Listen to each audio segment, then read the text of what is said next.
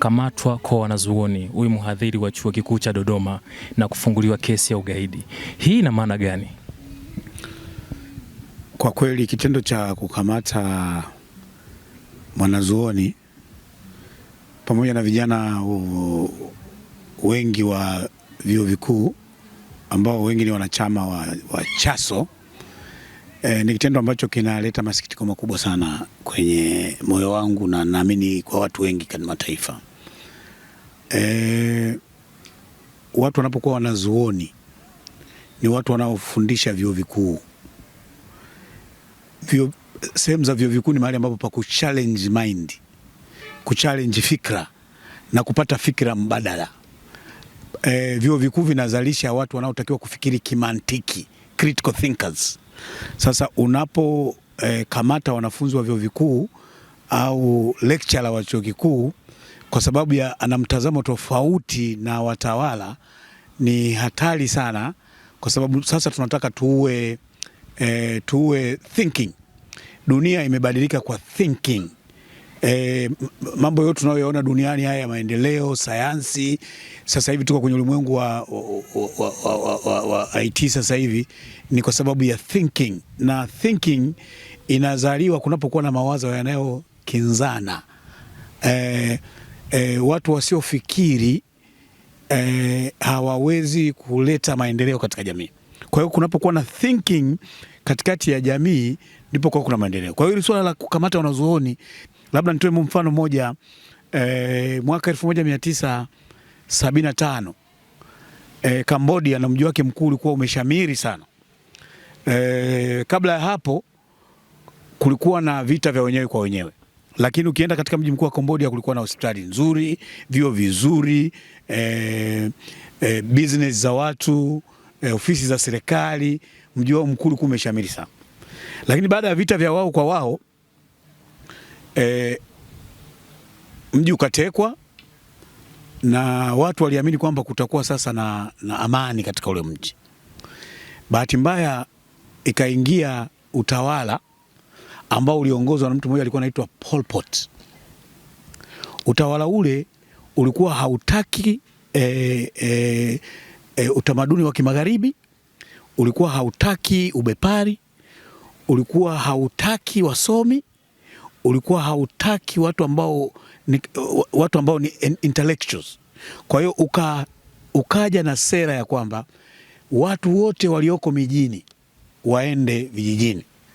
Sasa kuwatoa watu katika ule mji mkuu wa Cambodia, wakadanganya kwamba Marekani inataka kushambulia Cambodia kwa sababu wao walikuwa wamepanga kwamba wanataka waifanye Cambodia ni nchi ya kilimo. Kwa hiyo waliamini kwamba wanataka waanze mwaka zero, waachane na utamaduni wa kimagharibi wote, yani waanze maisha yao peke yao. Kwa hiyo wakaanza kuwahamisha watu, walitolewa hospitalini, wajawazito, wagonjwa wakabeba wanapelekwa vijijini, wakaanza empty cities. Kwa hiyo serikali ya Cambodia ikawa adui wa madaktari kwa sababu walikuwa wanaonekana ni intellectuals wasomi, ikawa adui ya walimu, watu wote waliosoma wakawa adui, wakawa wanauawa. Mpaka ikafika mahali Cambodia iliua watu karibu milioni 2, na mtu yote alikuwa anaonekana amevaa miwani alionekana ni adui wa mfumo unaotawala wakati huo. Kwa hiyo kuna mambo mengi mpaka serikali ilivyokuja kupinduliwa mwaka 1979. Kwa hiyo nimetoa mfano kama huu kwamba viongozi wanapokuwa madarakani wanaweza kuwa vichaa, wanaweza kawa madi kiasi kwamba upofu wa madaraka unaweza wakaanzisha sera za hovyo. Imagine ilikuwa wakipita nyumba kwa nyumba, mtu akionekana na vitabu alikuwa na uawa kwa sababu waliamini kwamba huyu ni mpinzani wa serikali ya Cambodia. Waliua watu na mtu yote ambaye waliua, mpaka baadaye nchi ikaanza kuwa na shortage ya wasomi, ikaanza kuwa na shortage na upungufu wa madaktari. Watu wote waliosoma wakawa watu ambao yani wote walikuwa madaktari, walikuwa wanatolewa kwamba waanze kwenda kulima. Kwa hiyo walitaka waanzishe nchi ya kilimo, kitu ambacho hakikuwezekana. Nimetoa mfano huu inapofika mahali kwamba sasa mtu yoyote akivaa t-shirt ya Chadema au mtu yoyote anayekuwa na fikra ambazo ni kinzani na utawala uliopo anaanza kuonekana ni adui. hii Cambodia ilitumbukia kwenye shimo kwa dhana kama hizo. Kwa hiyo madhara yanaweza kutokea, yanaweza katufikisha hapo, kwa sababu hii ni nchi, we think differently, tunawaza tofauti, tumelelewa tofauti, we see things differently. Unavyoona wewe sivyo unavyoona. Tunaweza tukaweka 6 hapa tukachora 6. Wewe kwako utaiona 9, mimi kwangu naona 6. Haimaanishi kwamba mimi niko wrong au wewe uko wrong. Wote tunaona tofauti. Kwa hiyo nchi ili iendelee lazima kuweko na hoja zinazopingana. Duniani kote maendeleo yametokea kwa hoja zinazopingana.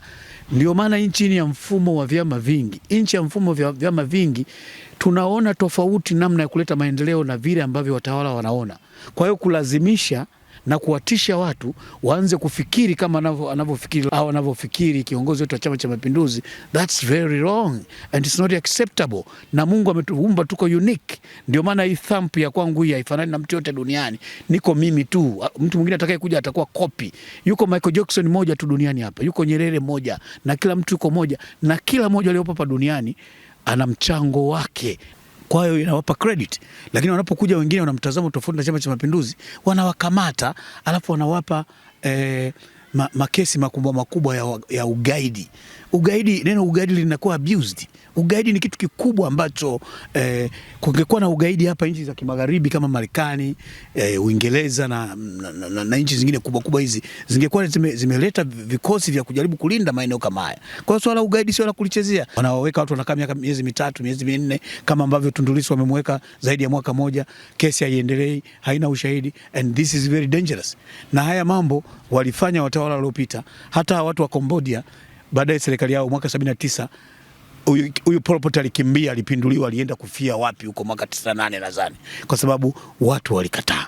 Kwa hiyo mimi ni rai yangu kwamba haya wanayoyafanya sio mageni, na mwisho wake uko definitely. Wamefanya hovyo watu wakina Saddam na watoto wake wameishiwa kuuawa. Walijaribu kufichama, dunia iliwafuata. Watoto wa Hussein, nani yule wa Iraki, nani Saddam Hussein, wakina Odaya wale, wakina Kwasi, walikuwa wakienda disco, akimwona mtu na msichana wake anamnyang'anya, anafanya anavyotaka, waliondoka. Alikuwepo mtoto mmoja wa Chiruba hapo, alikuwa anaitwa Castro. Alikuwa na fujo sana, babake ni rais. Alikuwa anafanya fujo, akienda disco, akiona watu wanaruhusi kama hapa, wanachoma nyama, anakojolea nyama za watu. Wale walinzi usalama wanakuja kumlinda. Baadaye aliishia akafa, akapotea. Kwa hiyo unachotaka kukisema hapa duniani, Mungu anataka tuishi kwa kuheshimiana. Kila mchango wa mtu una umuhimu na una nafasi. Hatuwezi kufungwa kwenye fikra za Chama cha Mapinduzi. Zile dhana za kusema zidumu fikra za Mwalimu Nyerere nazo zishaenda. Na Mwalimu Nyerere alijua kwamba hazidumu. Baadaye akasema fikra sahihi. Lakini hatuwezi kuishi. Mimi siwezi kukulazimisha uingie kwenye kichwa changu. Niache mimi nifikiri. Hoja zangu zichallenge kwa hoja zako, lakini hoja haziwezi kuchallenjiwa kwa kupigwa rungu. Hapo. Unafikiri kwa nini wale watu ambao wanafikiri tofauti na viongozi ambao wako madarakani wanaonekana kuwa maadui? Unafikiri ni kwa nini? Wanaonekana kuwa maadui kwa sababu watu wanaofikiri tofauti wana expose. Yaani wanaweka udhaifu wako hadharani, wanatoa njia mbadala ambazo wewe, kwa sababu uwezo wako wa kufikiri, kila mtu yuko limited. Yaani kila mtu ana kiwango cha kufikiri. Wapo wanaofikiri vizuri zaidi, na wapo wengine wanatoa mawazo tofauti kwa sababu wana ushawishi. Kwa hiyo wale walioko madarakani wanawaona wale wanaofikiri ni tishio. Hatuwezi kuwa na taifa ambalo wakosoaji wanaonekana ni wadui wa serikali. Serikali yenye nguvu, serikali yenye weledi inapenda maswali. Mwanasiasa mwenye uwezo, mwenye fikra nzuri, aliye soba na ana sound mind, haogopi maswali. Kwa sababu maswali kwanza yanakupima kama unauelewa. Kwa hiyo wale wenye fikra tofauti wanaogopwa kwa sababu wana expose, wanaonyesha madhaifu. You got to be smart kushindana na fikra tofauti. Sasa the best way, mtu anayekuwa smart anapigwa rungu. Anayekuwa smart anafungwa ndani, anawekwa kizuizini. We cannot run. Yani haya mambo wanayofanya sio wanaanza wao, walishafanya enzi za kina Hitler, enzi za utawala wa Roman Empire ya kale kule Urusi kule yalifanyika. French Revolution yalishafanyikaga, hayajawahi kusaidia. Serikali yote inayokamata na inapinga upinzani lazima itaanguka tu. Kwa hiyo tusingependa serikali hii ianguke kwa aibu. Inaweza kawa sio leo, lakini kesho itaanguka. Inaweza kawa sio kesho kutwa itaanguka. Tunataka tuwe na nchi ambayo kila mtu atakuwa huru kuishi, kuzungumza na kutoa mawazo yake. Haiwezekani leo kukosoa iwe ni kosa la jinai. Haiwezekani leo mtu akitaka kuandamana inaonekana maandamano ni kosa la jinai, ambayo ni mambo ya kikatiba. Sasa tutakuwa na nchi ya namna gani?